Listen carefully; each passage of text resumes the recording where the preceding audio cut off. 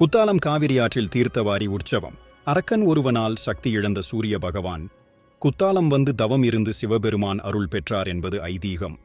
அந்த வகையில் கார்த்திகை மாதத்தில் ஒவ்வொரு ஞாயிற்றுக்கிழமையும் தீர்த்தவாரி உற்சவம் குத்தாலம் காவிரி தீர்த்த படித்துறையில் நடைபெறுவது வழக்கம்.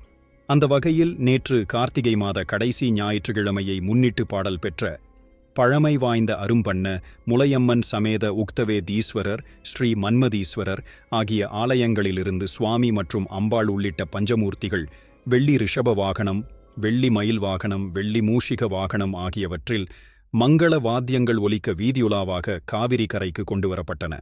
அங்கு அஸ்திரதேவருக்கு சிறப்பு அபிஷேக ஆராதனைகள் செய்யப்பட்டு தீர்த்தவாரி உற்சவம் நடைபெற்றது. இதில் தருமபுரம் ஆதீன மடாதிபதி ஸ்ரீலஸ்ரீ மாசிலாமணி தேசிக ஞானசம்பந்த பரமாச்சாரியார் சுவாமிகள் உள்ளிட்ட திரளான பக்தர்கள் கலந்து கொண்டு தரிசனம் செய்தனர். முடக்குவாதம், மூலம் உள்ளிட்ட நோய்களுக்கு சிறப்பு சிகிச்சை பெற ஸ்ரீவித்யா சித்தா மற்றும் வர்மா மருத்துவமனை, அரியலூர்.